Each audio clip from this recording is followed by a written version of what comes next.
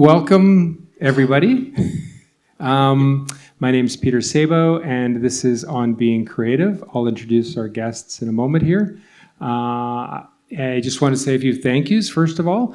Thank you to Taylor on our sound. Thank you to Chris, videography. Thank you to Irene, our volunteer chair carrier. Thank you very much to the Guelph Arts Council, who provide the space and sponsored the event, and also to Ed Video Media Arts Center, who is a partner in this as well, providing the equipment. So those are the thank yous. And I'm going to introduce the guests, then I'm going to talk a little bit from Big Magic, because there's a great segue, and Joan and I were talking or exchanging notes about it, and you're not the first one to bring it up. Bring it now. I think I'll just bring it every time. Are you familiar with it, Jay? I'm not, no. Okay. No. We'll share it with you later, but I'll just briefly say it. It is basically a book for anybody who can create, has never created, or does create in any way. And it's pure inspiration. Well, Creative Living Beyond Fear is the subtitle. And it's basically Elizabeth Gilbert going through all the different possible blocks and obstacles that somebody might have that stop them from creating, even if they are a consistent creator or not. And then it's like, here's all the reasons why you need to be a creator still, and how you can overcome it. So, in a nutshell. I'll just say a little bit about the event, how it came to be, who I am. So I'm a filmmaker, I'm a writer, I'm working on novels right now, and I grew up with an artist for a father and a banker for a mother, and I kind of saw creativity as something that you have to be professional, you have to make money, it has to be lucrative, it has to be practical for many, many years. Even though I was completely drawn to writing, first of all, and wrote short stories and did drawings and stuff and studied English. So anyways, it took me several decades to finally, through some personal work, recognize that I have this creative heart that really needs to be released. And so I just started to release it and express it. And I just came alive. It was just wonderful for me. And so after practicing for a while, I realized that, and talking to people, that I thought other people are like that too. That they have a secret creative dream or something they always wished they would do, but they hadn't done. They're looking for somebody to give them permission or a reason or a purpose for creating. And then there's also all these people who just create, like I've discovered, because it's what they need to do or what it's in their heart. Yeah. So I thought, if I can bring them together, the people who are looking for inspiration and the people who give inspiration, intentionally or not, then that's what this is, On Being Creative. And the idea is to talk to different creators from all different fields that may or may not even be conventional art fields, but are some way to practice creativity and share it with people so that people can then get their juices flowing and then have some networking and talk to each other after it and sort of ask each other, hey, what are you looking to create? So that's what the event's all about. So with that being said, I'm going to introduce you two. I'll start with Joan. So Joan Hug-Valeriote is an award-winning quilt, fiber artist, and long-arm quilter. I'm going to stop right there and ask, what is a long-arm quilter versus any other kind of quilter? Well, on a regular sewing machine, you have the needle over here, you have an arch, and then you have the shaft over there that turns the needle. And that is the throat of the machine. Usually they're anywhere from 8 to 12 inches. Mine is 24 inches. And they exist up to 30 inches. And mine also rides on wheels, and it has handles that you can drive it with. It rides on wheels on a 12-foot long table. And you have rollers that you roll the quilt onto. You do a section that's 20 inches wide or 20 inches deep by maybe 12 feet wide. And then you roll onto the next section and do that section. Okay. That's what a long arm quilting machine is. Cool. All right, so award-winning quilt fiber artist and long arm quilter, certified Ontario French specialist teacher, certified California studio teacher, and a documentary film and video maker. You are an artist member of Studio Art Quilt Associates. Yes. You design and produce your own quilted works, as well as doing commissions and providing long arm quilting services in Guelph. Yes. You create landscapes, abstracts, and textile adaptations from photographs, along with art quilts and bed quilts, on your Innova M24 long arm quilting machine. Is that 24 for the inches? Yes. There we go. Yeah. I learned something already. You're a recognized Ontario artist, subsidized by the Ontario Arts Council as a visiting artist in education, and you've taught quilting as part of the art curriculum in Ontario schools for more than 10 years. Like high schools? No, in elementary schools, after I left the regular classroom, I took early retirement at 60 so that I could really become an artist. Wow. And I did the Arts Council work, maybe 6 schools a year. And in between that, I had shows, and I had the opportunity to spend more time working on my quilts. Great. Okay. And you're a member of the York Heritage Quilters Guild, Royal City Quilters Guild, Canadian Quilters Guild or Association, France Patchwork. France Patchwork. Is that separate from Studio Arts Quilt Associates, or is it the same? Yes, France Okay, Patchwork is the French National Quilting Association. Wow. And they have a European meeting of quilters every year in Sainte-Marie-aux-Mines in the Alsace. And I have been there twice. Wow. I hope to go back. Wonderful. Great. All right, we'll talk a little bit more about you when we get into the creative conversation. I'm going to talk about Jay, or introduce Jay, who was introduced to theater at a young age, working with various theater groups in Galt, Ontario, now part of Cambridge, throughout his public and high school years. You graduated with a BA in Drama and Theater Arts from the University of Waterloo. And your time was divided between working in social services and theater projects. Both performing arts and social services require high levels of creativity. We need to talk about that in a moment. Okay. All right. We'll cover that. Yes. Because that's a really interesting connection there, or alignment, we'll say. I think of creativity as being artistic, and I think a lot of people are creative in their work, no matter what their work is. Right. Yeah.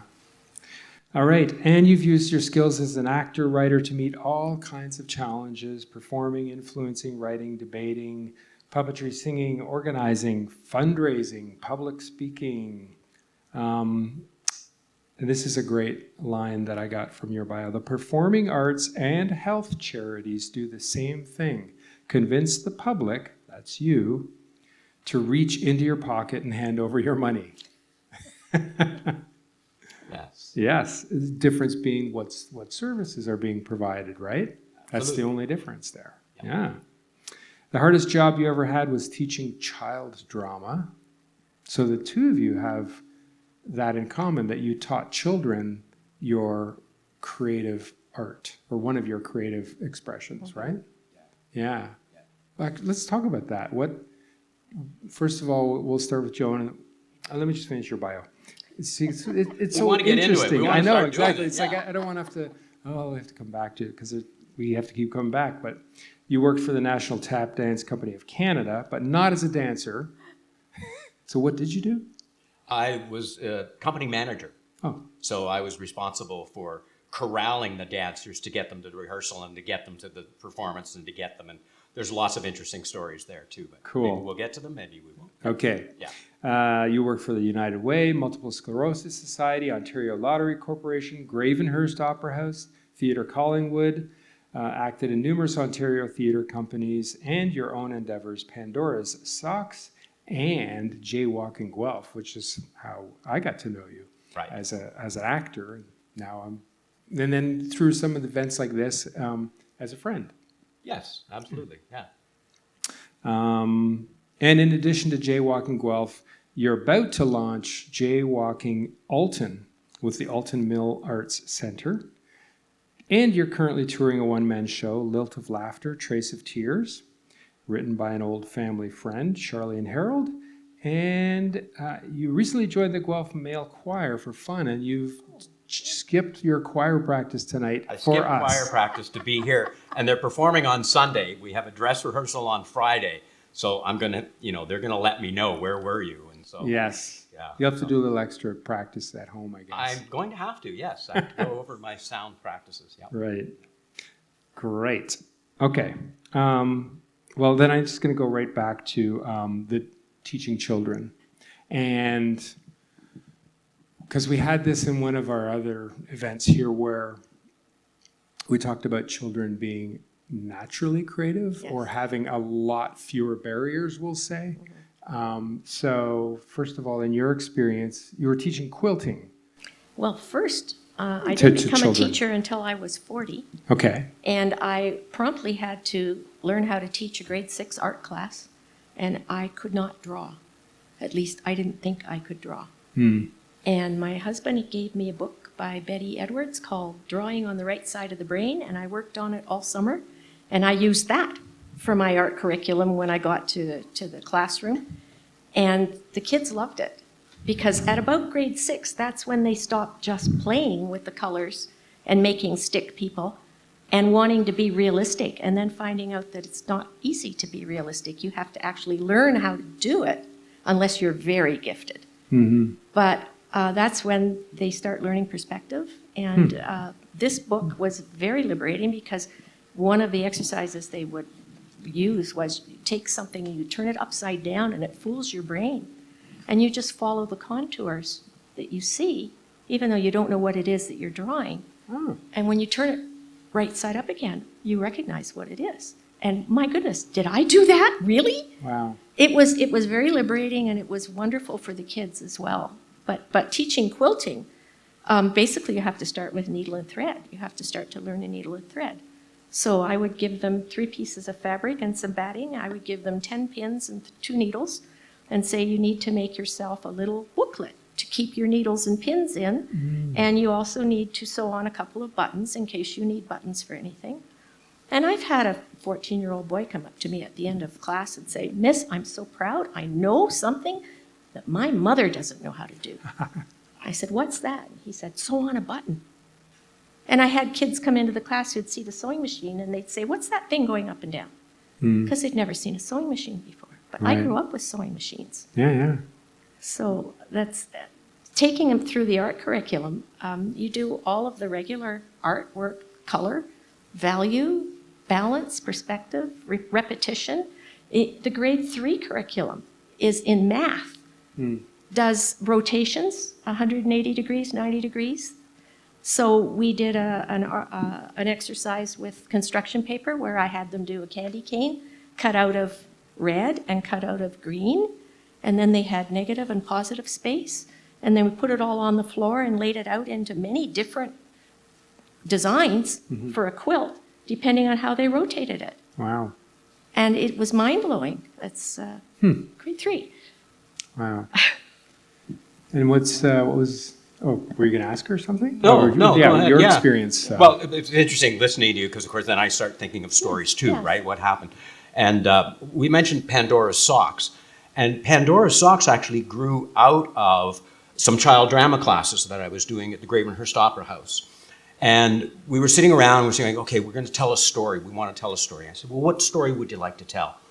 Well, we want to tell a story. And somebody put up their hand and said, I want to know why there's all this bad stuff in the world, why there's disease, why there's, anger and hatred and all. Where did this come from? And I said, there is a story about that. It's called Pandora's Box. She opens a box and all the evils of the world come. Yeah, let's tell that story. And then that was just where it went. And then I let them determine how they wanted to tell the story. And again, the creativity, the the ideas they had about how these things would come out of the box, and using their arms and legs and voices to be angry and do all this stuff. And it's just like, wow, it's amazing. And so it's interesting because we talk about play. And very often when we use the word play, we go, oh, it's child play. It's playing. We have a play in theater, and oh, these actors are all playing. And yes, there is that side to creativity, that you need to let go, not judge, allow things to happen. But at the same time, one thing that's not recognized, and I'm really aware of this because we have what we call method acting, which is all about, feel it inside and then let it come out. But what happened during method acting was we forgot about technique. One of the things you need to do as an actor is you need to be able to take a few steps back, feel the back of the chair with your foot, and then sit down without looking at the chair because the audience is there. So you want to be able to do that. You need the technique to do that.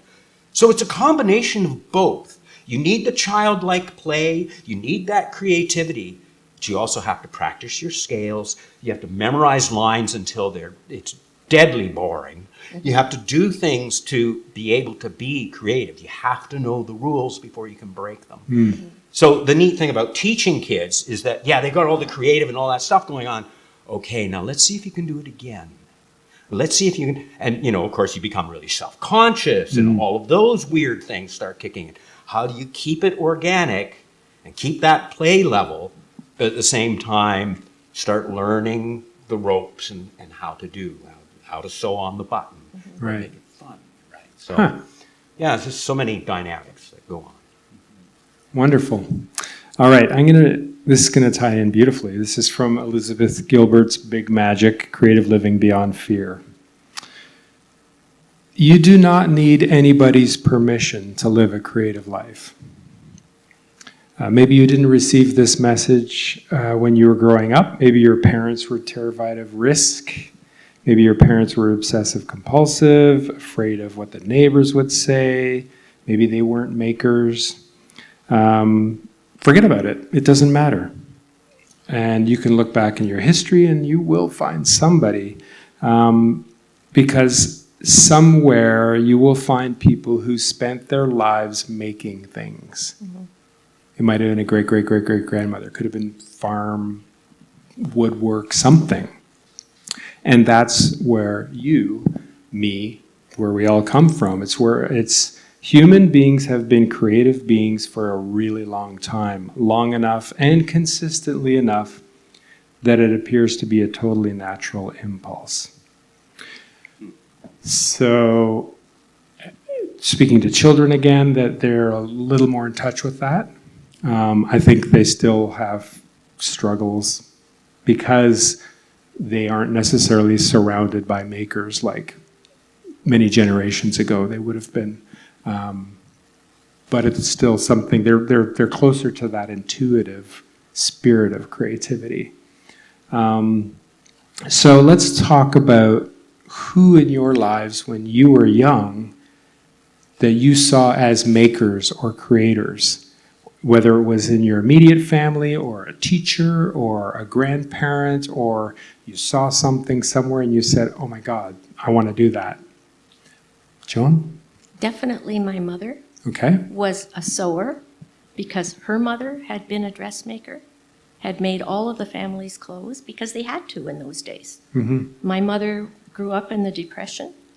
You made do with what you had, with hand-me-downs. You altered clothes. You fixed them until they couldn't be fixed anymore, and then they became rags for cleaning. And I was sewing my own clothes when I was in grade 9. I would show up on Civvies Day, because we had a uniform where you got one day a month to get your uniform cleaned. I would show up with a new outfit every month that I made. I had no idea that I was expressing myself or being creative when I chose the fabrics and the patterns and put them together. I think I was in my 30s before somebody said, oh, you're so creative. And I said, Oh. Really? Because to me it was normal. And my mom also refinished furniture. She did house painting and wallpapering and all that kind of thing. She provided me with crayons and colored pencils and all sorts of art things to do. I mean, the pipe cleaners with the egg carton and all that. She did that. We didn't have junior kindergarten or senior kindergarten. You went to school when you were 6 at grade 1. But she provided that for me. It was there. It was available. She sent me to a lino cut class once at the Y, and I must have been maybe 9 or 10, and I got in, and the lady said to me, now make sure you don't cut yourself with this. It's very sharp. And of course, I cut myself immediately, and I was too embarrassed to tell anybody, so I just walked home, and that was that. I didn't do another lino cut class until I was teaching it. And then my kids were doing amazing stuff that I was really surprised that they could do, and I've done more of it. But mostly sewing. Yeah. For me, a little bit of a dabbling with paint by numbers. I was given paint by numbers set. I decided to do a painting once with my sister's oils because she was taking fine art at U of T. Just a class, not the whole curriculum.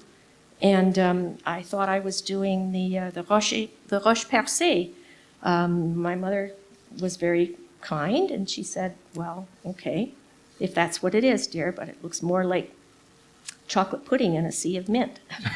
But then that's because I had no training at all, no idea of shading or perspective or anything like that. Right. But I did it, and I had the opportunity to, and my oldest sister, in her fine art classes, she was so good, she could forge the masters. She did forge the European masters.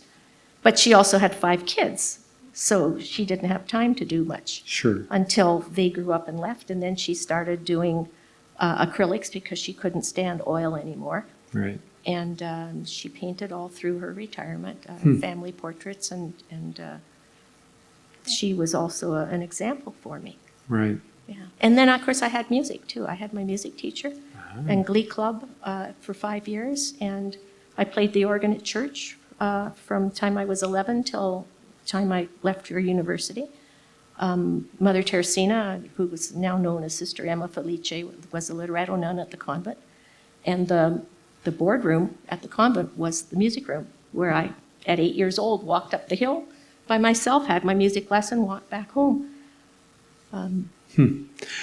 But you said none of these things occurred to you as creative? No, I didn't know they were creative. Right. And then you said when you were in your 30s, somebody said... At the nursery school, I had organized a quilt making bee to make a fundraiser for the nursery school, and the teacher said, oh, you're so creative. And I thought, really? I had no idea that was... My grandmother must have known, because somebody told me that she had said that one. Lei speciale. She's special. But creative, and I didn't find that out until I was in my 40s. Wow. Yeah. Interesting. Wow. Yeah. How about you, Jay? My influence is my mother. Mm-hmm. She was a wannabe actress, very interested in theater. My father inherited the business from his father. It was J.H. Wilson and Sons, and my dad was the son. And he didn't like doing what he had to do. He was a store manager. He didn't want me to do it. He wanted me to do whatever you want, but don't do this. You can never do this. But it's interesting because, again, I look at my father and I go, but he was extremely creative. He works with color. He works with design. He works, he goes into someone's home and says, well, these drapes with this carpet, with it, it's like, you're creative. What are you talking about? You're not creative. You're very creative. My stepbrother, Robert, was a designer with Eaton's and did the Eaton's home on Georgian Bay, their cottage home, designed their interior for that, like really amazing. So I have sort of the same thing about, you're not creative. My brother was the really creative one, and I was like kind of floundering around, what am I going to do? And then I just kind of followed in my mom's footsteps in terms of the theater and went, okay, I guess I like doing this. And I would get dragged to rehearsals when I was a little kid and, would sit there and things. And in fact, that's one of the stories that I have in the bio. And I'm going to share that with you because it's kind of fun. So I go to grade 3 at Changed Schools, and it's poetry day. And or at least it's going to be poetry day. And the teacher says, so everybody come and bring like a poem or something you'd like to do or some kind of entertainment that you'd like to do. Oh, well, come on, I'm ready. And it's a new school, so I want to make an impression. Where is this? This is in Galt, so I Okay. moved from a large school, central school, to a 2-room schoolhouse. So I'm in a classroom with grades 1 to 4. I'm in grade 3. It's going to be poetry day next week. I know what I'm going to do because I've been going to rehearsal. My mom and they've been rehearsing a show, and it's a New York show. And my father used to steal these little tidbits before copyright days. And they are doing a little skit about beatnik poetry. And I'm going, and every time it gets a really good laugh, but I have no idea really what they're saying. Like, I don't get the joke, but the audience is always bursting out laughing in rehearsal. So I'm going, oh, this must be great. So I commit it to memory. And so it's poetry day. Yes, James, the most enthusiastic I've ever been. I've been awful at math, awful at this. I've changed schools. I feel really out of place. But poetry day, here we go. So I put up my hand. Yes, Jay, all right. I see you have a poem. Why don't you get up and say your poem? So I get up. Well, you know what you are? You're all crummy bastards. That's what you are. You're crummy And of course, it's beatnik poetry, and it's this joke thing. Well, of course, immediately the teacher grabs a hold of me, takes me down to the head office, phones my mom, and I'm taken out of school for the day. I think a couple of kids started crying, But that was when I realized, in an odd way, wow, you really do get people's attention. And I think I was craving it, right? Like I wanted to and I suddenly went, wow. Of course, I mellowed a little bit since then. It's not quite the same, but it was quite an experience. And I also realized how fortunate I was because my parents were taking me to these things that were very edgy long before that was allowed, really. And my father, I know, was really nervous because he worked in a small town. He knows a lot of people. Everybody knows him. But he's married to Betty Wilson, who's that theater person. She's a bit odd. And I think secretly, my dad liked it. But he couldn't do that. He wasn't allowed to be creative or expressive or express his emotions or his feelings. He had to stuff it all inside. And so it's interesting when I look at that relationship that they had, she was the one who could express all the fact that he didn't want to be a store manager. And she could be crazy. And so it was really interesting to see how that played itself out. Yeah. Wow. I don't think I answered your question, but Well, no, you did. You answered the question about where your inspiration Where it came comes from. for sure. Yes, Yeah. yes. Yeah. But then, so that doesn't sound like an encouraging event in grade 3, and yet somehow you still pursued in an odd way, though, acting. it was. Okay. Because, when you go back, everybody, oh, you're the guy who did it. And so I sort of became a celebrity and a hero. Okay. And, that's the weird thing about creativity in the performing arts. Different than creativity where, I remember the first time I met Joan, and she said, well, yeah, I'm creative, but I make things that are utilitarian. And I went, how interesting, because I create stuff that has no purpose whatsoever. That's not true. But Right. at the time, But it's you sort of, like, how practical is this? yeah, how What's- practical is this? Now, again, when I mentioned in the bio the fact that, actually we use the power of oratory to convince you to give. And so, it is Yes. a gift in a way, in a And different way. practical, It's yeah. extremely practical. There's no material substance, but there is a positive thing that can happen. So there was that. But yeah, I was going to say the funny thing about being in performance, I'm glad I've never been really successful. I'm glad I've never had celebrity because I think that that's a dangerous thing. Therefore, by the grace of God go I. I'm so glad that didn't happen to me. I'm glad that I'm respected and yes, I love the attention, but I'm glad it never became celebrity because I could see how destructive that could be. So I went back to school in grade 3. The kids are kind of, hey, you're that, wow, that's kind of. So I became a little bit of a celebrity, and I was accepted. And so it was a way of finally, I'm part of the school. I'm part of the group. Right. Because I stepped outside, and there were a lot of other kids who kind of wanted to do that too. So. Wow. Yeah. That's fantastic.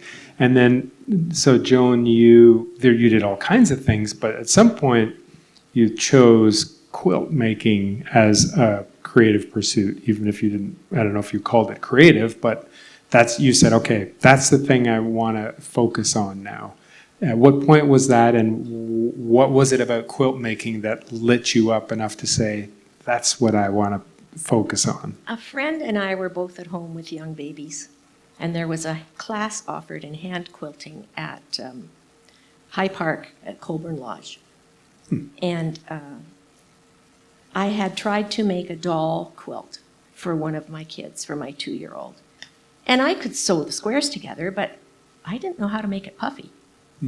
So I went to the hand quilting class, and all of a sudden I got this three-dimensionality to fabric that I had never had before. Because when you quilt, you sew the 3 layers together, and it makes it tight in that point, and in between, it puffs up. There's a layer of batting in between. And that really, really got me hooked. And so I started making, instead of just clothing and drapes, I started making bed quilts. And when the beds were all covered, then I started making other things like placemats and table runners, and finally I've got to stand up and show this. It's Yeah, if you've got something, great. The same friend and I Here. decided to make a quilt, not a quilt, a quilted jacket. So that was 1977 when I took that first class with my friend. And then in 1985, there was a wearable art competition, not a competition so much as a show. And she and I said, why don't we make jackets and see if we can get them in the show? Well, this is what I made. And it's ripstop nylon. It is totally indestructible. I've replaced the lining on it already. Wow. And I haul it out every spring to express my joy in spring. It certainly does that. It's so colorful. And I would say that was my first real conscious attempt to make. And even then I didn't think it was art, even though it said wearable art. I still hadn't got it yet, quite. And then Andy got a job in California in 1995. I followed him to California, had no work permit, went straight to the quilt shop and said, where does the guild meet?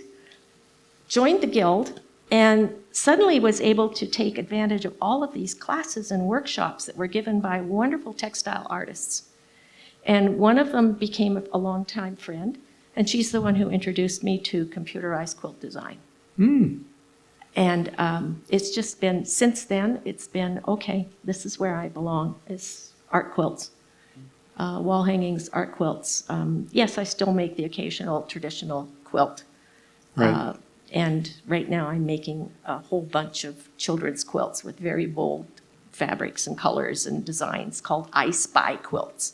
And they're especially for kids who are about 2 years of age and they're starting to learn language. And it's I spy with I, little I, something that is green. Oh, the froggy. That kind of thing. Cool. So I've got a bin of fabric that I've had for about 15 years. I'm no longer making quilts for my own kids of that kind. I'm now making them for my grandkids, maybe even for my great-grandkids, for giving away to neighbors and friends, to give away to charity. There's 2 going to the Sacred Heart Bazaar this summer to be raffled off. And my goal is at the end of that, to do this for May and June. At the end of June, that bin better be empty. Because I've got she who dies with the most fabric is not the winner in my book. Yes. Wonderful. And Jay, let's go past grade 3. And at some point you were like, I think I want to do this. Like, I don't know, did you think of it as a career, a hobby, where I just want to pursue dramatic? Well, I guess you went to U of W to study it. So at some point you were like, I really want to pursue this. Tell us a bit about that. No, it was more that I had moved from a lovely farmhouse. We were flooded out of our house, the flood of 1974. Went through Galt. It went through my father's store, and it went through our house in the country. And so we relocated to Kitchener-Waterloo, and we moved into an apartment. So it was really sort of disorienting for me. And so I was working in the apartment. I finished high school, didn't know what I wanted to do. And I'm painting apartments and fixing people's windows and changing their light bulbs and going, well, I know I don't want to do this. And so what happened was I suddenly went, I don't know what I want to do, but I'm scared. And so it was sort of suggested, well, you do like theater arts. There is a university right here. an engineering university, Yeah. an optometry university, but I think they have a drama program. You could go there. And I went, okay, I'll do that. And so it was really kind of a fluke. I just knew I didn't want to do this, and I didn't know what I wanted to do. And that was a bit scary too, because as I said, my father said, you can do anything you want, but don't do this. Right. Well, that's like being given a plain slate, right? Okay, now paint me a picture. I can't. And that was the thing. It's like, you can do whatever you want. I can't. Somebody tell me what you want when you want it. And this is the other thing. This gets down to the creativity and how it works for me. I can't just create something. The kid said to me, I want to tell the story about, okay. I need a show next week about, okay. Could you do a walking tour on, okay. But somebody tells me first. And when do you need it? I need it by, okay. Now I know where to go, what to do. I may not know how to get there, but at least I have not that clean blank slate. Yeah. Because I find that terrifying. It's like the blank piece of paper, right? What am I going to do? And writing prompts, that's why they're so helpful, and just come up with them. I went to a man who wrote a book here called Spring Works, I believe. It's about cycling.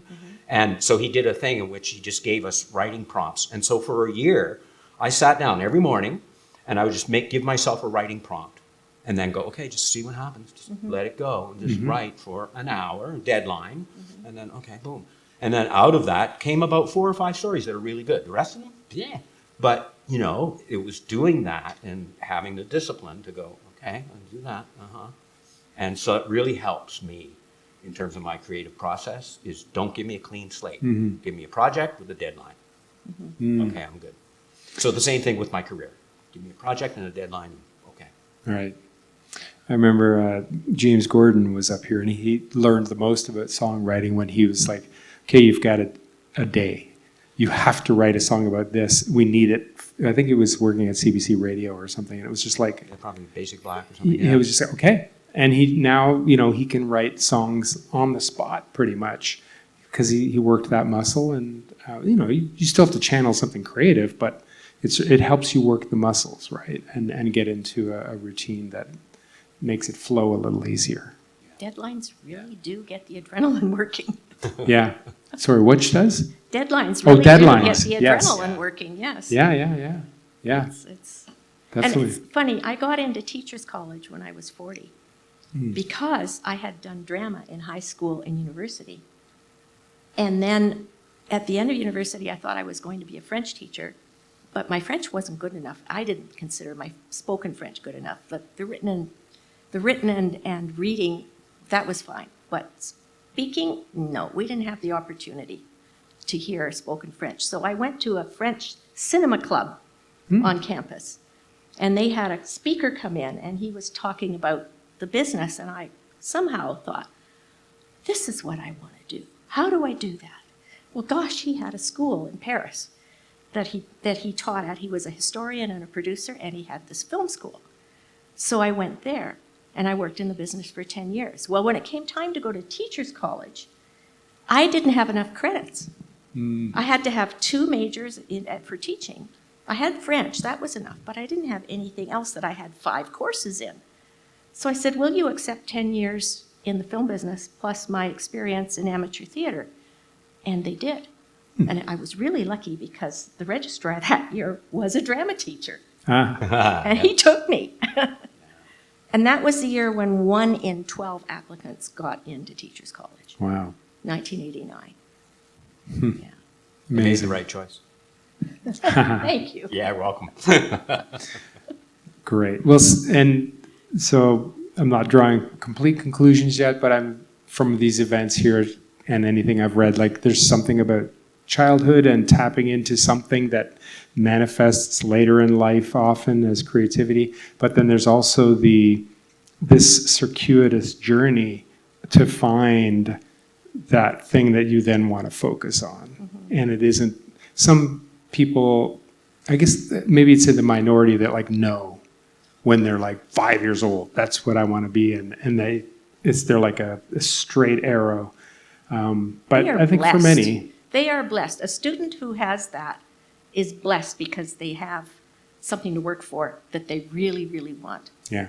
And they don't get distracted, and they don't prevaricate, they don't Or procrastinate. get discouraged. Or they've honed in on that, and there are so few students who have that gift. Yeah. And then there's the curse of the gifted child. Yeah. The gifted child who's good at so many different things, you can't decide which way to go. So you're Right. paralyzed. Yeah. Different kind of blank slate. It's like a full slate. Yeah, yeah, the opposite of a Yeah. blank slate. Yeah. Yeah. Yeah. I was going to say, yeah, it's a blessing and a curse, though. The focused The path. focus thing. Like if you know very early on, I'm going to be a stage actor. Okay, that means I'm not going to have a life, can't have a partner, can't have children, can't have a car or house or anything, because I'm going to be going all over the world, be traveling. I'm going to have to be learning new roles all the time. I'm going to always have to be focused on my craft, know the latest trends, watch other performances, go to theater every time I have a break. I'm going to become a very selfish person. And you do. You give up who you are or your life to become the thing that you want to be. And I think it's kind of nice to not really know, to kind of go on the journey and to go, okay, that's good enough. That's all right. Because I find that, I'm not really a high-end stage actor, but if I don't feel like going to the theater, I can take the night off, and that's okay. Whereas those people, they can't. Mm-hmm. So, it's kind of nice to, not be too hung up on it, not too driven. And another thing that's also, I think, has been influencing me recently is I've been reading a book called Determined. And you had mentioned something, and I went, turtles all the way down. And it's a thing, right? Turtles all the way down. And what it means is that, the world is on the back of a turtle and this and that on top. And eventually the woman says, yes, but it's turtles all the way down. And the idea of determined is that there's no such thing as free will. You don't actually make choices. What happens is everything that happens is infused by something that has happened before, including all of your DNA. Every cell in your body. You have all the intelligence of the whole world in every cell of your body. And so all of that history is really kind of moving you along. And I find that really interesting. It's a bit scary, but it also goes, okay, I can relax because, it's there. The creativity, the talent, the whatever, it's there. I don't have to worry about it. And you had opened this thing with saying something along that line. Right. The history of makers, the population of people from generations back. Yeah, I have yeah, a story and about that's Yeah. really interesting. And so, and this person and other people, you look not only at your parents and your grandparents, your great grandparents, your great grandparents, and you'll find it. It's like, oh, there it is. Yeah. Right, there it is. That's where it comes from. I was teaching artist in education at a school in Toronto that was heavily Portuguese. And it was grade 7, 8, it was the end of June, and the boy was saying, I don't think I really want to do this. This is women's work. This is not for me. This was That's it. quilt making. Yes. Yeah. Yes. So what I required of the kids is that they go home and find something in a closet that they can cut up. They have to ask permission. And they're not allowed to go out and buy fabric. And they have to end up with a 4-patch design on a pillow about a foot square. And they have to trade fabrics back and forth. And they have to learn certain stitches, of course. And we got going, and he came in with this black men's shirt with red detailing that was so beautiful. And it was hardly worn at all. And I said, do you have permission to cut that up? And he said, yeah. My father grew out of it sideways. I'm allowed. So he was trading, and he made the most exquisite pillow, really beautiful. Brought it home, and then he had to write a report of a reflection about what he learned and what happened during the program. And in his reflection paper, he said, when I brought my pillow home, my parents told me, and I had never known it before, that my grandfather and my great-grandfather had both been tailors, and it must be in the blood. Wow. That's incredible. That is. Because he really enjoyed it. Once he got going, he really enjoyed it. Even more Something's wonderful. going on here. Yeah. Wow. I said most of the designers in the world are men. Mm. Not That's- just women. Coco Chanel, yeah, but most of the designers are men. Art beautiful. directors. Yeah, yeah. Yeah. That's beautiful. Let's talk about collaboration. We're going to come to social services. Because we talked about in your bio that, you worked in social services, something to do with mental health, I think. Was it? No, there was multiple sclerosis. There was United Way. United Way. Yes, Yeah. yes. So United Way is a whole bunch of different social Right. services. Multiple Sclerosis Society is rather interesting. How did I get into that? At the time, they did a program in schools called Readathon.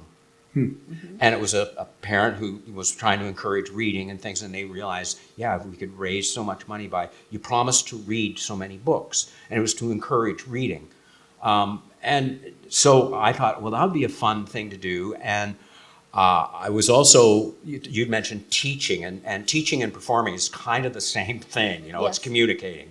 And I always wanted to be a teacher. When I was younger, I wanted to actually be a school teacher, not a stage actor at all. And so I thought, well, that'd be neat because you do presentations in schools. You go to the gymnasium, you talk to a whole bunch of kids, you encourage them to read, and you need to do it in a way that inspires them. And you have to inspire the kids who don't want to read. And so I went, oh, that's neat. Okay, I'll do some kind of presentation. So I was playing with a friend who was juggling at the time. We were learning how to juggle. So I would come in and start doing a presentation about juggling. And I'd be juggling away, blah, blah, blah, blah. And it's my spinal column that's telling me and sending the signals to my hand so that I can do this thing. Now, people with multiple sclerosis, what happens is their spinal column has the smile sheath and it gets damaged and I drop the balls. I said, and this is what happens with people with MS. And then we turned it around to reading and how reading can help and blah, blah, blah. So I was using my skills as an entertainer and a teacher to also encourage these kids to start reading books to help raise money for these people that I knew who had MS. Right. And so it was using all of those tools that I had. I didn't realize they're tools that I can use to help with fundraising, to do things like that. And fundraising, very often you find yourself in the role of public speaker. And as I said, and the power of oratory, hugely powerful for good and bad. But if you can be a good public speaker, then you can inspire people. And they go, that's a good cause, Jay. I'm going to contribute. You've convinced me. And so I found that really interesting that I was able to use my skills, my artistic skills, to do something very practical. Right. And in French immersion, when the kids start French immersion in grade 5, it's late. They're no longer learning by osmosis. At puberty, your brain changes over and you start learning another language on the left side of your brain instead of the right side. But these kids in grade 5 were right on the cusp. And I used drama a lot for French immersion. And there were kids who couldn't speak, but they understood what was going on. Or they could read the passage and they could act it out so that I knew that they understood what was going on. It was just so wonderful to have had the training at Teachers College in drama, as well as the work that I had done before. Right. To be able to have all of the materials to do that in the classroom on a daily basis. Yeah, access right and left brain and, Yeah. and different techniques to figure out what's going to work for Yeah. each child. Yeah. Yeah. Huh. Did you ever think of running for politics? Speaking of powerful oratory? No. But very often, you had James Gordon here. We're all little activists in our way. Yeah. And so, I obviously use it to influence. I guess I do. I'm going to say yes, but not Okay. Small p, not small a political. p politics. Yeah, not- Dan not- Needles, right, the author who wrote the Wingfield Farm series that became the playwright, whose father was a famous Shakespearean stage actor and started Canada Equity, Actors Equity, William Needles. He was a speechwriter for politics and then ended up writing plays and farming. Right. How interesting, yeah. Huh. That there's a crossover, yeah. Right. Okay. So I wanted to get into collaboration. Do you ever work with other quilt makers to make quilts? Yes. So how does that work? Like, do you each take a different patch and you exchange? And is that rewarding? Is that frustrating? It provokes creativity when you're given something that you normally don't work with and you have to do something with it. But the most common is the quilting bee, where people get together to work on the same pattern to produce one quilt and then to quilt it. The days of hand quilting are fast disappearing because it takes so long. A bee can get a quilt quilted in a day when there are 7 or 8 pairs of hands working by hand. But that doesn't happen much anymore. The Mennonites still do it because they don't have television. By hand, you mean? By Yeah. hand, yes. Yeah. But no, nowadays a quilting bee is, everybody comes, sets up their machine.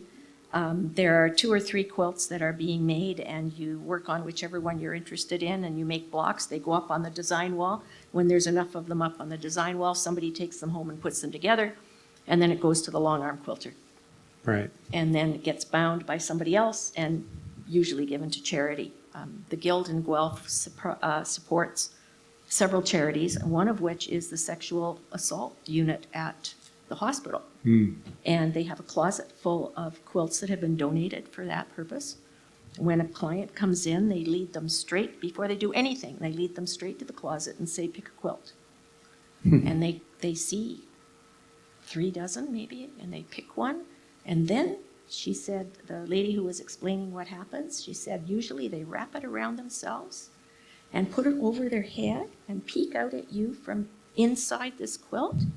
And then they open up and start to talk. Because until then, they're afraid. Once they're wrapped up in that quilt, they feel safer. And they open up and can begin an interview with a social worker. That's powerful. Yeah, it is.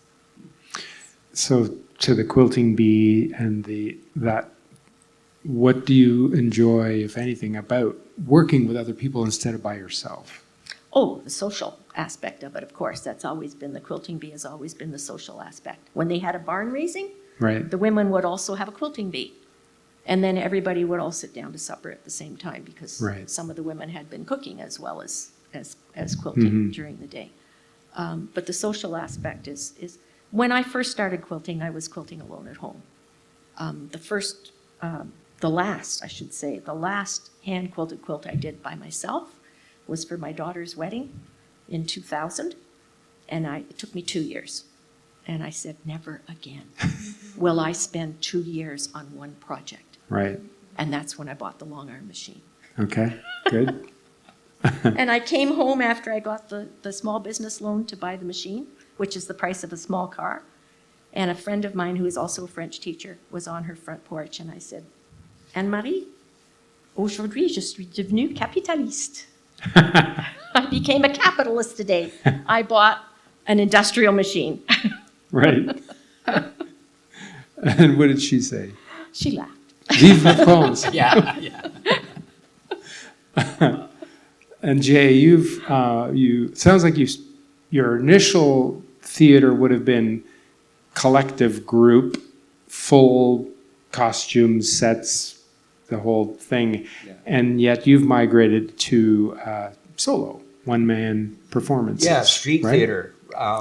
And yeah, again, I guess I just became so desperate that I thought, okay, well, I'll just do it myself. That's, again, both a blessing and a curse. Theater is a collaborative process. All art is a collaborative process. And I'm starting to discover, I'm learning at the age of 68 now, that I became very isolated and started working on my own. Started with the puppet company, so I had puppets and me, but I would have multiple characters all played by me. And I would write the show, and I would play all of the characters, and I would build the set, and I would determine what the costumes are, and I would build things. I had a wonderful puppet once. I don't know anything about construction, but I built a Pythia, which was a microphone stand with a styrofoam head on it, with a mask on it, and then some lights underneath, and a big cloth cape that my partner had built, and then a couple of fans, and you turn on the fans, and it would do all this neat stuff. But I was trying to do everything myself, and I started to realize that that too can be crazy. And it's just been the last maybe 2 years or so I've been starting to read books about insecurity and the fact that we're all so insecure, and that it's so important that we start to collaborate and work together and bring back the human dynamic and not get caught up behind our devices and all of those things.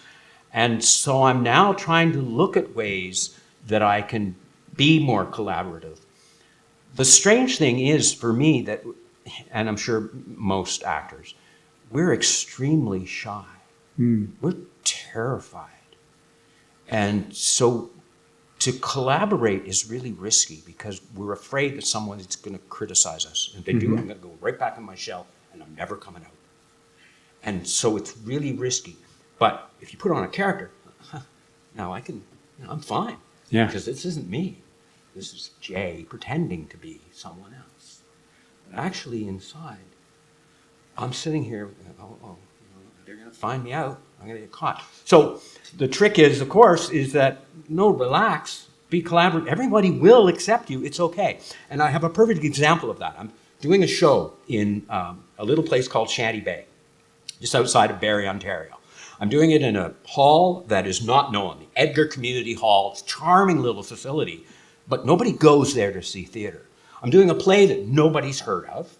I'm an actor that nobody knows. The playwright, nobody's ever heard of her.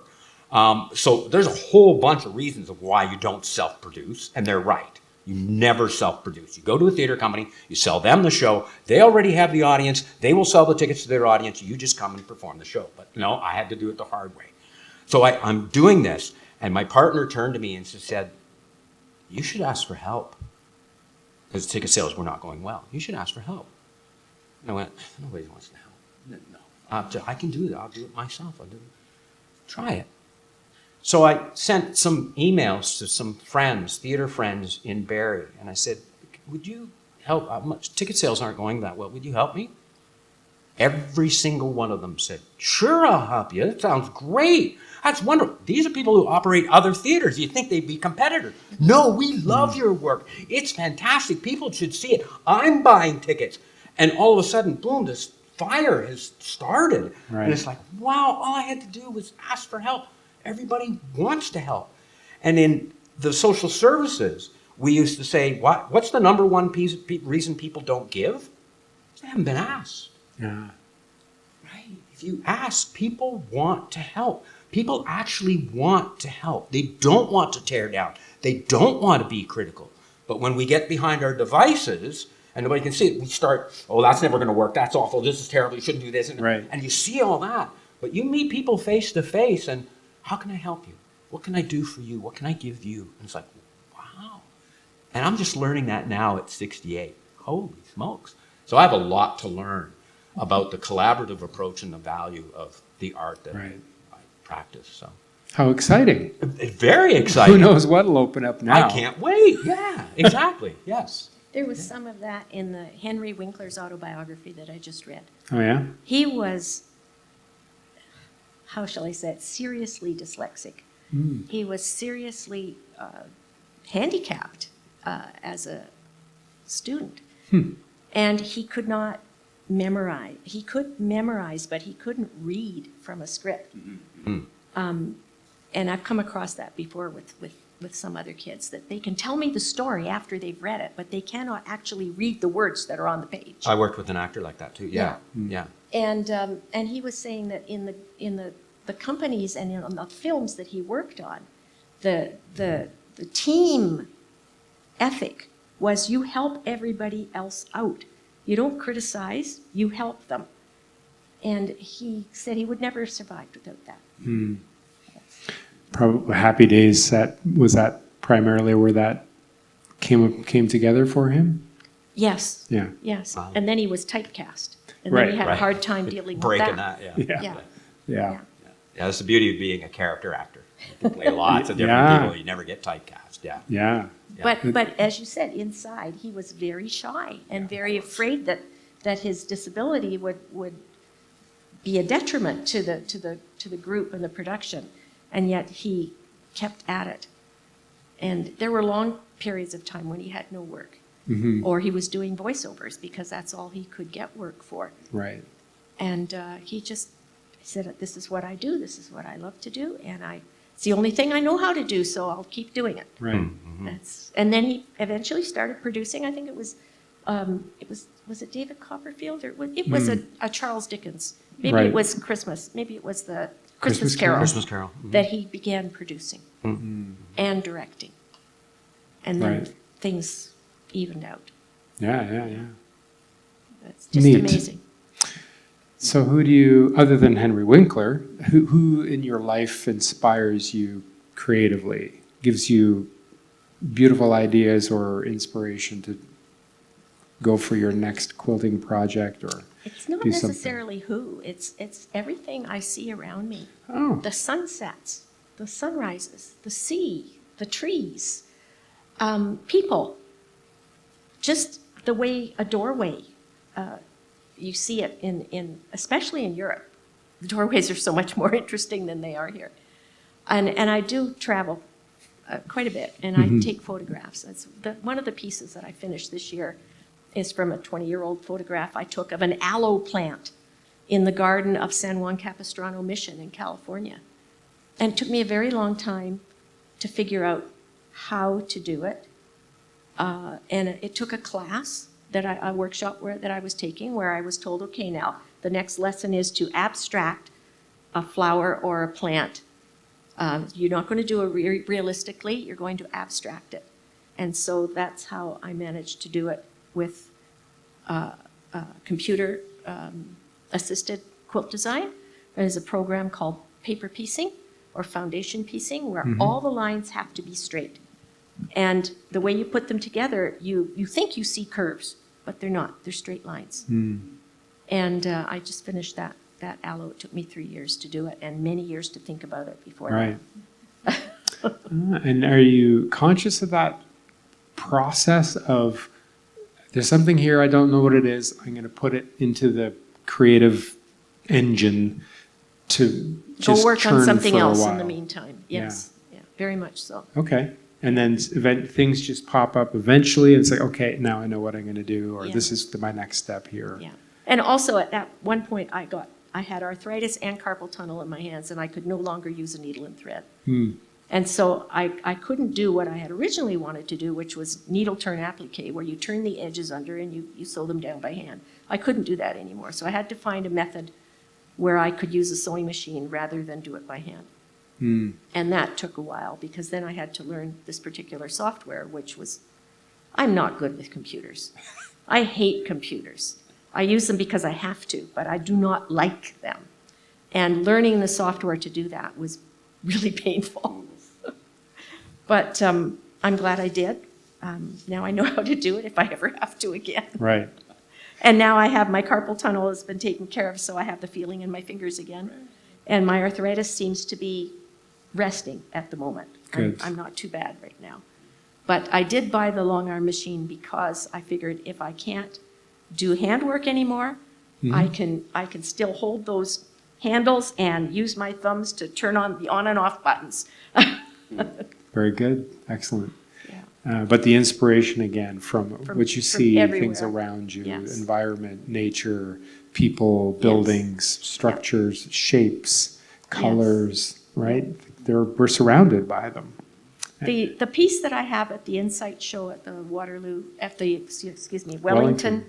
the piece that I have at the Insight show at the Wellington County Archives and Museum is called Permafrost, and it is entirely done on the long arm machine. It's done in strips, where you lay out 6-foot long strip, and then you lay another one on top of it, right sides together, and sew a straight line. Pull that back down, put the next one down, keep going down till you've got a strata. So the permafrost, I was listening to a program on TV about what's happening in the north with the permafrost melting. The meat caches that the hunters have put their catch in is not staying cold enough to preserve their cache. Right. We've known for a long time that when the permafrost melts, this infrastructure that's on it sinks. And if you've got gas lines and sewer lines that are breaking all the time, you're in trouble. The erosion that holds hillsides will just come down in a mudslide because it's not frozen anymore, and it could envelop a whole town. So that was the idea that I had behind making that quilt. And also it had to be easy on my hands. Yeah. So that's... Wow, that's quite a story behind this piece. Yeah, right? That took 2 years from beginning to end. Wow. On your own, again. Yes, on my own. So you did do a 2-year project on your own. Yeah. But But not on the computer, not where I had to keep right. using Yeah. the computer for it. That was computer free, that one. Right. Jay, source of inspiration? And yeah, let's, like for example, for your scandalous Guelph and all your local Guelph ones as an example, where did you get those ideas, or how were you inspired? Sure. When I moved to Guelph, I thought this would be a wonderful place to do walking tours. And I was very hyper aware. I used to work in other communities where there was a theater company, and then somebody would come in and say, yeah, we should do theater. And the next thing is, no, ask the community what's going on first, and then work with them. I used to do special event work when I was with United Way, and so we wanted to do something really special. And I said, well, fine, but maybe we should attach it to Kempenfest, because that's already an event that's very successful. We'll just add something to something that's already successful. So what I did was I went, look at that. The Guelph Arts Council does historic walking tours. They've been doing them since 1977, and it's been completely volunteer driven. Before I start my walking tour thing, I should know about what they're doing. And so I became a volunteer with them, and I learned so much about Guelph, and because I didn't know, I wasn't from here. And then it was out of that they spend a lot of time talking about architecture and where the house building came from, or what was manufactured, or what was done. And I went, yeah, but I wonder about the people who lived inside there. I wonder what they were like. I wonder what life was like. And so I started creating my own walking tours that complemented what was already there. Nice. And we have a great working relationship. I'm still a active member of the Arts Council, and I'll volunteer occasionally. I had to back off this year, but I'll probably be back. And so it's collaborative again, right? And they promote what I do, and I promote what they do, Yeah. and so it's a happy marriage all along. So that's where the inspiration for that came from. But I'm going to go back to your question for a moment about who inspired me. Yeah. Because when I started this discussion, I talked about my mother and her interest in the theater, and my father sort of, the businessman and stuff. But my father liked music. My father taught me drumming. Oh. And my father used to play the chimes in the church. Yes. And I remember when he took me up, and he, this is how you play them, by hitting these things. It was like, wow, Dad, I didn't know you did this, Dad. I had no idea. He did a neat thing, actually, during Canada in 1967. He and Mom snuck up into the church at midnight and played the chimes. Like, what a wonderful thing to do. Was it O Canada? I don't know, actually. I don't know. No, probably some bawdy song from a hotel or something. But anyway, they had a lot of fun doing that. But anyway, so to get back to that, my father liked musical theater, too. So he's a big fan of Noel Coward. I love Noel Coward. And Brian Bedford, Maggie Smith at Stratford doing a Noel Coward Private Lives. When I'm young, I'm watching that. They were inspiration to me. Colm Feore, wow. We're so lucky to have Stratford and Niagara-on-the-Lake and all that right at our doorstep. It was like, oh my gosh, incredible stuff. And yeah, so Sir Noel Coward, and then Peter Schaffer, Equus, Five Finger Exercise, Amadeus, writing those incredible plays. He wrote a marvelous one, whose the play name I can't remember, but he wrote it for Maggie Smith. And he wrote it specifically for her. And it's kind of a walking tour. So what it is Maggie Smith plays this person who's supposed to give a tour through the house. But the tour's kind of boring. So she embellishes it. So people come walking in and they go, and on the grand staircase, so-and-so tumbled to their death. And of course, the people who run the house go, you can't stay, that's all lies. And it becomes a hilariously funny play about storytelling and embellishing and all of that kind of stuff. For entertainment instead of just the facts. So I'm going to take the whole thing and move around back to the beginning of our conversation. In fact, it wasn't my mother who inspired me. it was my father, the musical side that really opened it up. And I don't think I ever got the chance to let him know that. So. Did you just figure that out now? No, well, it's been maybe the last year or so. Okay. Yeah. Yeah. Yeah, I started to look at, what do I like and stuff. And I love Noel Coward. I mean, some of the, again, the rhyming stuff that he does is so wonderful. Yeah. Wow. Brilliant. Yeah. What a great tribute for your father then. Yeah. That My you are parents- continuing. Yeah. My parents went to New York in 1956. They actually flew to New York. First time they'd ever had a holiday together. And they took in 2 shows, South Pacific and Oklahoma. Oh, wow. And they brought home LPs. I know every word on those LPs. I know what order they come in. And when we were cleaning out my mom's house after she died, my sister and my brother and I were singing all the songs from those 2 records while we were cleaning out the house. Yeah. So, People Yeah. used to go, my parents would go to New York Yeah. to go to off-Broadway shows, like just on a whim, just from Galt, right? Let's go to New York, and and they didn't have a lot of money or anything like that. And I remember when I was 10, they decided that we were going to go to New York for my birthday, January 2nd. So we're going to spend New Year's Eve at, Times Square and all of that. And they took me to a show, I think it was called Love and Maple Syrup. And there was this guy in it by the name of Dustin Hoffman. And, so cool. Wow. And we don't do that. Like, I don't go to New York to go and just go see a show. I should. Yeah. Yeah. I'm trying to think, what's the last thing we saw? I know I went for business and I saw, I just went by myself to see how to get ahead in advertising, is it? Okay. Anyways. Yeah, could be. It was fun. How to succeed in business, whatever you're trying Yeah. to do. But we know we've got Toronto and Yep. man, we've really enjoyed the Drayton Theatre stuff. Like they do spectacular, especially their musicals. Like we saw Fiddler on the Roof blew us away. What did we just? Oh, Jersey Boys we just saw. Amazing. Yeah. we went to see a musical tribute at the Drayton Theatre. And everybody started pounding the boards with their feet in rhythm. I thought the place was going to fall down.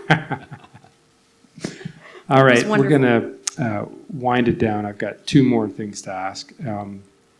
So is there a point, Joan, when you were most frustrated or where you thought, yeah, I'm not sure that I can carry on with this, or I don't know how to move ahead? And what happened? Well, there were times when I had to basically just not do any quilting or sewing because I was too busy making money to Okay. pay the rent and the mortgage and raising kids. It was very hard to scrape the time together. I found that my most productive time in those years was between 10 p.m. and midnight when everybody else was asleep. Right. And that was the only time that I got to go to my sewing machine. And then Okay. the other thing was there were times when I didn't have a place to put the sewing machine except on the dining room table. And you can't leave it there for days on end. Right. So it wasn't until the kids started leaving that I started to have a dedicated space where I could leave everything up and, Right. and work from there. But Okay. there are times in your life when you just can't do it. Right. And Yeah. other times when you can. Right. And I know one colleague in the SACA group, in the Studio Art Quilt group, has just had a family conference with her family saying, I need to be able to make stuff. And if I don't, I will be very cranky. So the family got together and they said, okay, Thursday is your day. Thursday, she doesn't cook. She doesn't do laundry. She doesn't do anything except go to her studio and work on, she does multimedia and quilts as well. And she gets to spend time in her studio on Thursdays when the kids are at school. Yeah. And nobody is expecting her to put the dinner on the table that night. And that's what you have to do, is you have to carve out time Right. somehow, whether it's an hour here or an hour there.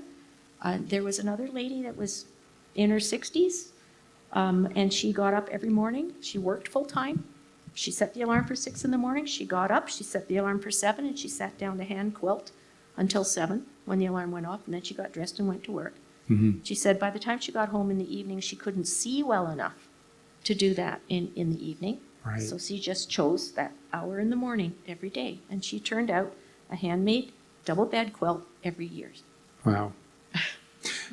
I'm going to ask the next question, and then we'll go over to Jay, which was, and it may be what you just said, but is that, what advice would you offer to someone who is looking to express themselves creatively and hasn't figured out either what it is or how to do it or when to do it? Is there anything beyond that? Because it feels like there's a lot there, but is there something else you would give as advice? Well, what it is, if you don't know what it is, you need to try a lot of stuff. Okay.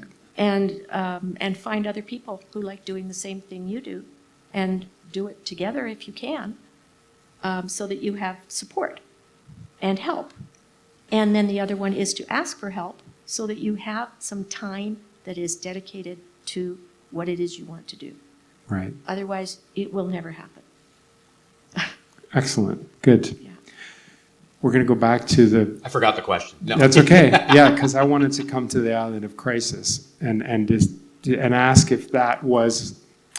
You've said it's the most creatively rewarding project you've worked on, but it never saw the light of day. So, what did that make you, or was there? Yeah, did that make you sort of say, "What am I doing here? Should I think I should stop?" Or how did you overcome that? That it never came to the light of day, or tell us why maybe first it never came to the light of day. Yeah, well, it actually did see the light of day. It got one performance. I did it at a ski club for children, and so they had a ski day, which was kids, and the kids would come in and they'd have hot dogs and all of that, and so I did this one-man show with multiple puppets, multiple characters, and it's crazy, but a very creative project, because what I did was Pandora's Socks was sort of based on Greek mythology. I wonder if I could write a Greek myth, a modern Greek myth. And so I wrote this island of crisis. And it's about the fact that this island is in crisis. Everything is crazy. There's number anarchy. So 2 + 2 doesn't equal 4, it equals 7, or maybe 6, or maybe 5. There's the grammatic problem that all the commas want to possess everything. Right, so they're becoming possessive. And so it's chaos, everything. The flowers won't bloom, they're supposed to bloom and they're not blooming, but the Empress is coming to the island, and we've got to fix this, we've got to get ready. And everything's wrong, and the stars are starting to disappear in the sky. And it's like, oh, that's because of the clouds. No, they're actually, the Big Dipper is no longer there. And these things are happening, they don't know what to do. And so there's all this stuff, and it's like, oh my goodness. So it was really neat because I was creating a myth, these major problems, and we have to solve it. I won't tell you how they solve it. Good. But I did the performance, and I realized it's too frenetic. It's too crazy. It's too much going on. The kids were kind of like, they were into it for a while, and then they started losing it, and then and then I would bring them back. And well, the way they solve the problem is through meditation. And Pandora comes out of the box and gives everyone a meditation exercise, and they'll calm down. Oh, look, the flowers are blooming again. And that starts to happen. But so it does. So now I've given away how it resolves itself. But I did the performance, and then I went, it has too many rough edges. It's not really ready yet. Mm-hmm. And I went, that's okay. I'm just going to set it aside now. I worked really hard on it for a long time, and it saw its time, and maybe it will come back one day. Like, it's not wasted. But so I didn't have a meltdown. I didn't go, can't do this anymore. That's it. No, that never happened with that one. Okay. However, I have had those meltdowns. I've had those times, and it's interesting. Charlene Harold, who wrote Lilt of Laughter, Trace of Tears, very close friend of our family. She worked with my father. She was an employee with my father. She would write skits for Galt Little Theatre. My mom and her would collaborate and write these things, funny stuff. And I didn't know that she was a writer.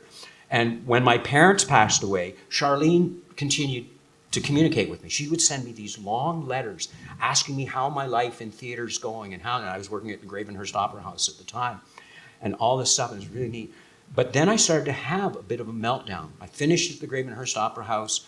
I went to Theatre Collingwood. I worked there for 8 years, and I was burned out because I was doing fundraising. And they say usually about 4 years, and that's it. I doubled it. I worked 8 years, so good for me.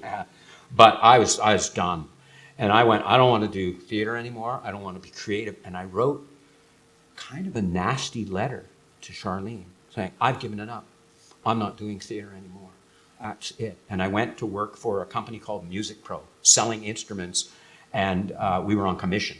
So it was deadly on the floor because everybody's trying to beat you. Nobody wants to share any information. I want to learn how this keyboard works. You figure it out because they don't want you to sell them. And so it was really it was an awful experience, but a learning experience. And I went, I want to go back to theater.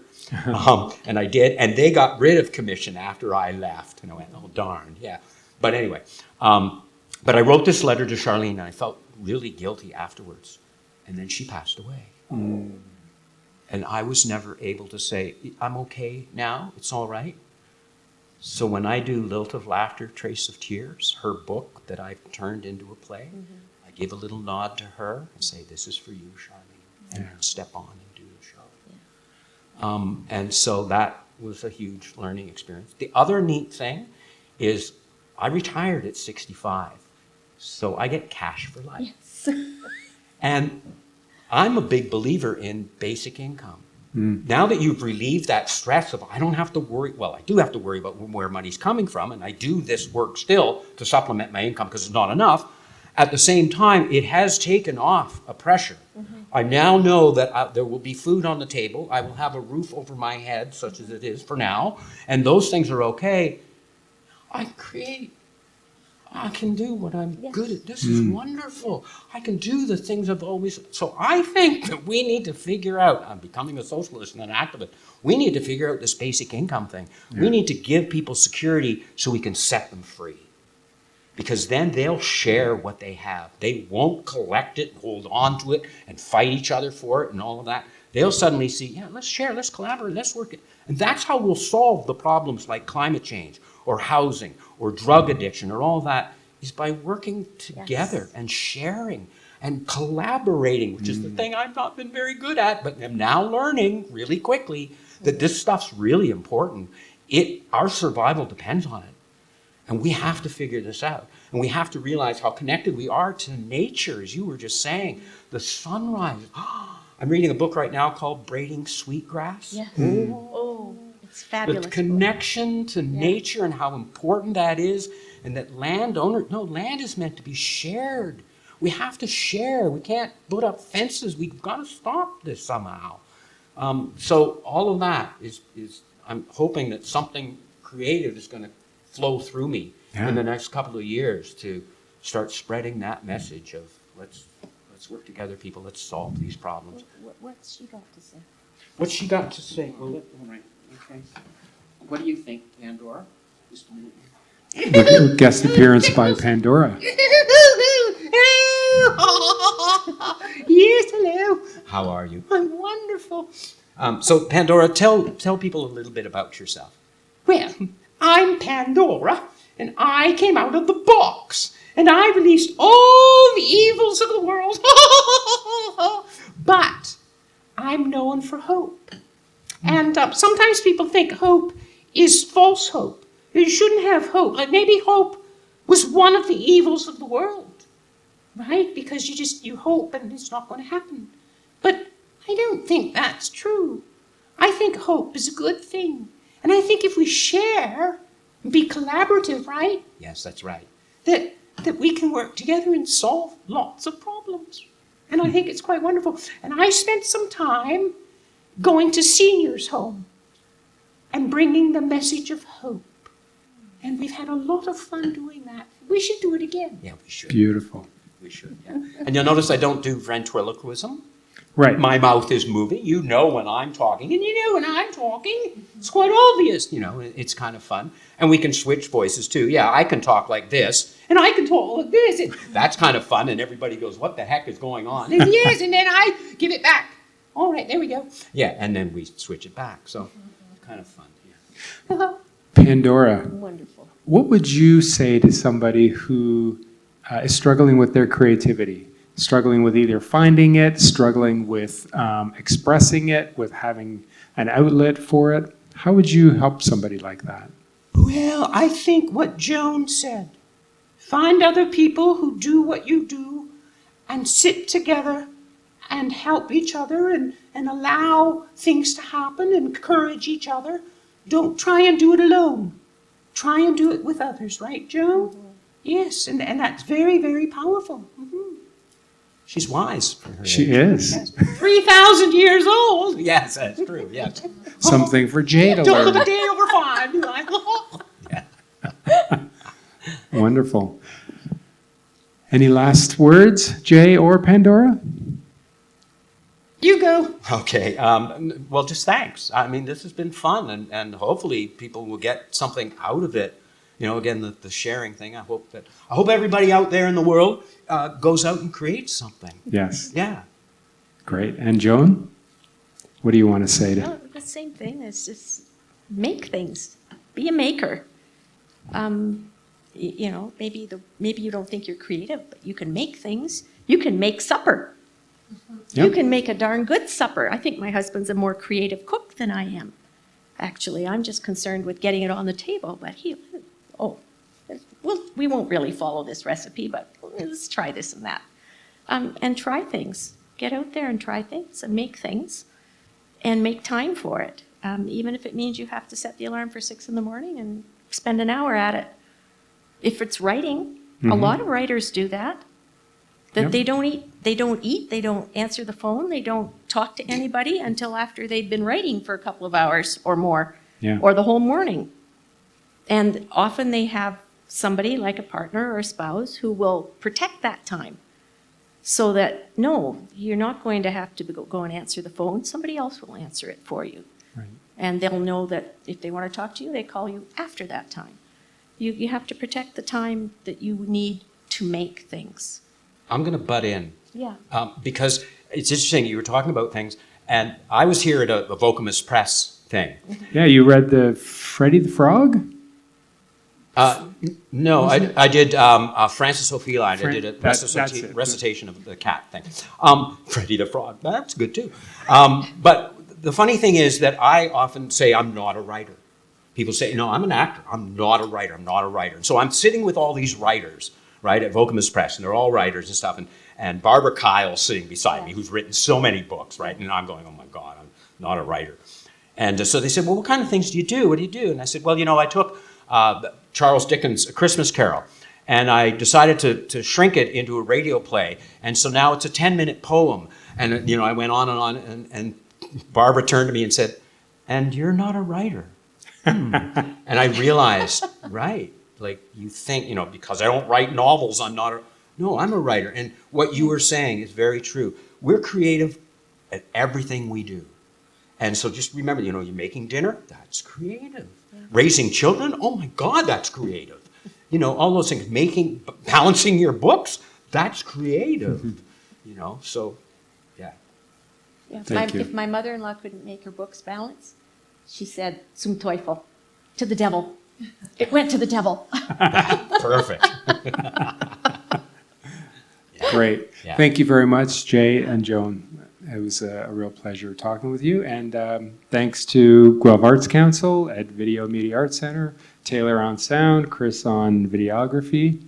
Thanks to you.